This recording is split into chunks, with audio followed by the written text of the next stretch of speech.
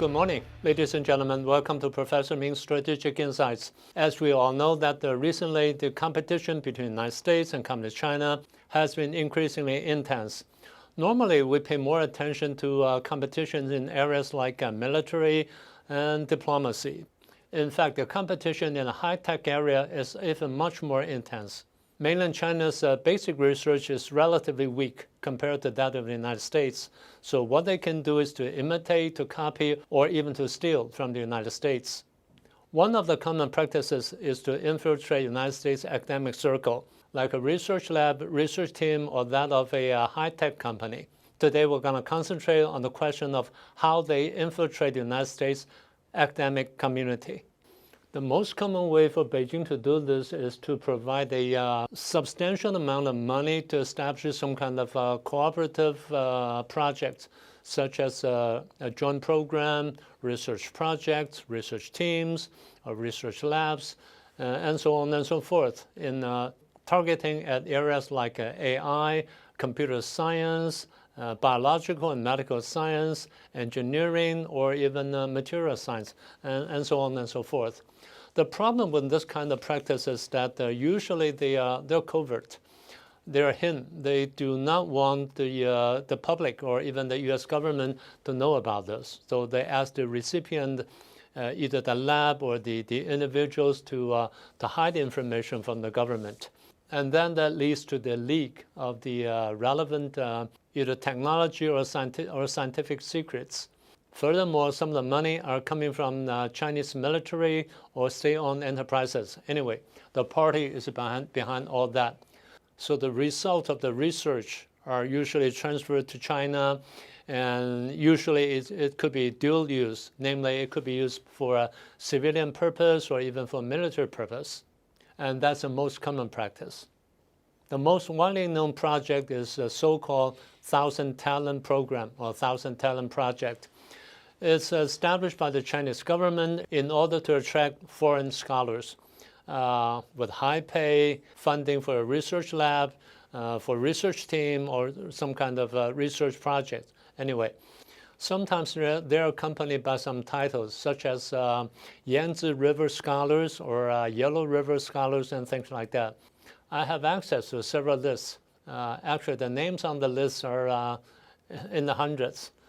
They're from the United States, the UK, Germany, France, and even Israel. So it's all over the world. The problem with this kind of practice is that all these scholars are attracted to the so-called 1,000 Talent Program.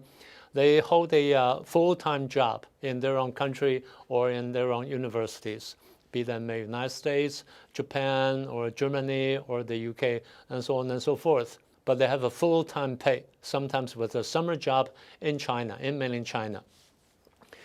Not only they got a full-time pay, the pay usually is very high, very, very high.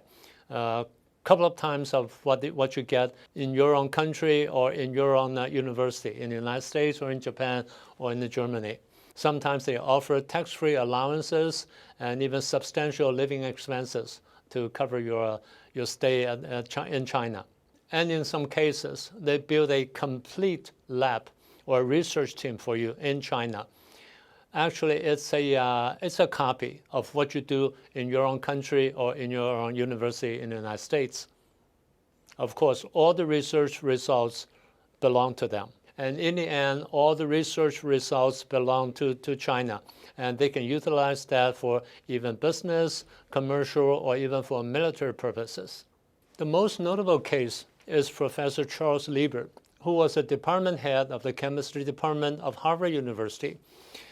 He was eventually convicted for concealing from the United States government. He was receiving a salary of up to $50,000 per month, as well as substantial living expenses from Wuhan University of Technology. And the second way of doing this is the notorious Confucius Institutes. It was widely established in many universities in the United States.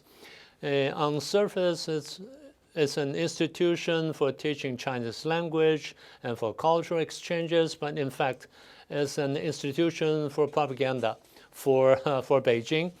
It was echoing what Beijing says in some important questions or important cases at the time.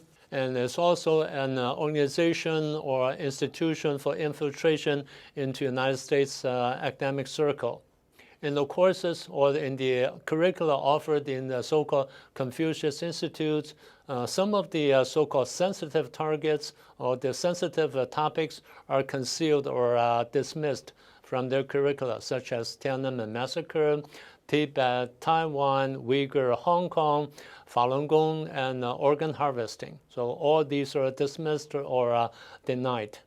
And the professors or the teachers, instructors are often assigned or dispatched by Beijing or by the Chinese government. So it deeply infiltrates into the United States academic circle.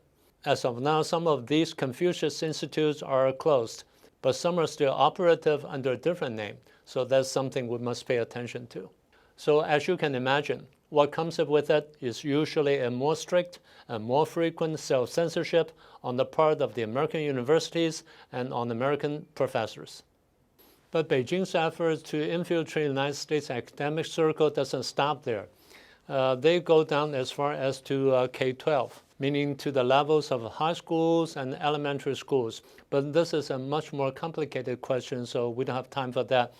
Perhaps we'll elaborate on that sometime in the future. They do things like Confucius Classroom and funding to the principals or for the board of directors and things like that. But anyway, we're going to talk about that later. And the last thing they do is to collect information through channels like RA, what we call research assistants in important labs or in important labs in important universities in some projects, or by way of getting access to what we call a peer review. Sometimes we publish our research results in the academic journals, but by way of peer review, they can have access to unpublished research results so that they can transfer that back to China and get a head start there. Like I said, this is a very big and very complicated question. So what we covered today is but a tip of an iceberg. But we can conclude with several observations. The first is the leak, the very serious leak. The leak of research results, research secrets, or commercial secrets, or even policy directions. So serious leaks in many aspects. The second problem is brainwashing. It affects people, how people think for those who are in critical positions, in critical research, and things like that. The third one is, of course, espionage. Although cases in this area is limited, but still there are some substantial cases which we're going to talk about in future time. The fourth one is self-censorship or self-imposed restrictions on the part of either American universities or American professors. So eventually it hurts our democracy, our democratic system, and our way of life. And that's something that we have to be very watchful. So like I said, this is a big question, so we're going to elaborate on that in future times.